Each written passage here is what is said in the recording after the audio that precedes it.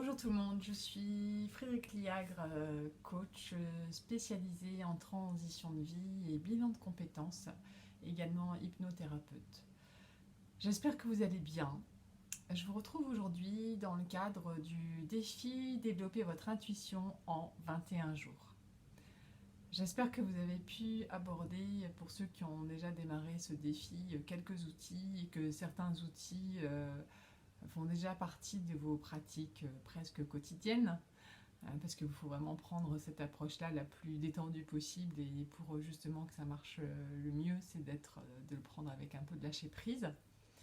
Et donc aujourd'hui, on se retrouve pour le 12e outil.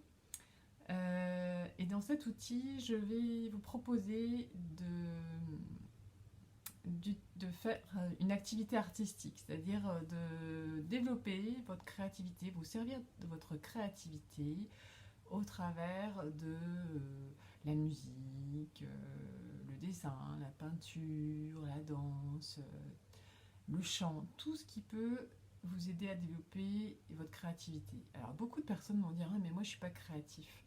Mais si tout le monde, chaque personne a de la créativité en lui, ne serait-ce que pour avancer dans votre vie, pour faire des choix et prendre des décisions, et ben, vous devez faire preuve de créativité très souvent, et parfois parce qu'on met la créativité à un niveau beaucoup trop élevé, et du coup voilà, on dit pour être créatif il faut être quelqu'un reconnu et qu'on va retrouver dans les musées ou dans tout ce qui est manifestation artistique. Mais non, je vous promets, vous êtes créatif.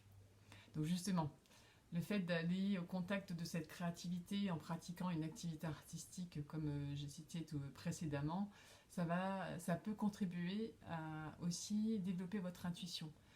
Puisque vraiment, comme pour ceux voilà, qui ont suivi depuis le début les outils que je propose, l'intuition se développe de mieux en mieux plus vous êtes au contact de votre intérieur.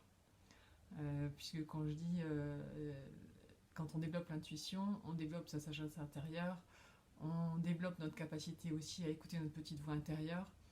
Et quand on pratique une activité artistique, en fait, on est vraiment voilà, plutôt centré justement sur cette expression artistique, et on est vraiment au contact de ce qu'on est nous, de notre être le plus profond. En général, grâce à l'art, en fait, voilà, il y a des activités qu'on appelle l'art-thérapie. C'est bien au travers des expressions artistiques en fait qu'on fait cette approche thérapeutique, par exemple. Donc voilà, du coup, profitez de cet été, de moments de vacances par exemple, pour essayer d'expérimenter une activité artistique, ou peut-être que voilà, quand vous étiez jeune, vous avez appris à faire un instrument de musique et depuis vous n'y avez pas touché, ou le dessin, vous dites non, je me suis dessiné, mais on s'en fout. Hein, allez-y, quoi, lâchez le geste quand vous dessinez, quand vous peignez, vous prenez des pinceaux, vous verrez. Enfin, moi j'aime beaucoup peindre, et c'est vraiment libératoire, quoi. Et, euh, et vraiment, ça aide aussi vraiment à se connecter. Et parfois, justement, il y a presque un côté presque méditatif quand on est dans l'expression artistique, même de faire du chant improvisé, des sons improvisés. Il peut y avoir après, alors soit pendant que vous faites une pratique et l'activité, si bon, dans la peinture, le dessin, il y a des messages qui vont venir, soit quand vous chantez forcément, peut-être que voilà, comme on est pris par le son, etc., on n'entend pas forcément des messages qui pourraient venir, mais après quand on s'arrête d'un seul coup, il y a un côté de bien, une approche de bien-être, quoi, et qui fait que ouais, écoutez votre voix intérieure à ce moment-là, et vous verrez, vous allez pouvoir peut-être avoir des réponses à des questions qui vous taraudent. Voilà, j'espère que cette vidéo vous aura parlé, qu'elle vous donne envie d'essayer en fait d'être dans cette expression de la créativité, qui va vous aider à aller développer votre sagesse intérieure, et puis votre intuition surtout, pour avancer dans la vie d'une façon plus sereine. En tout cas, c'est ce que je vous souhaite. Si vous avez aimé cette vidéo, je vous invite à la liker, la partager. Vous pouvez vous abonner sur ma chaîne YouTube, parce que je vais continuer à proposer d'autres outils, et puis par la suite voilà, d'autres programmes, donc n'hésitez pas. Vous pouvez me suivre aussi sur les réseaux sociaux, Facebook, Instagram.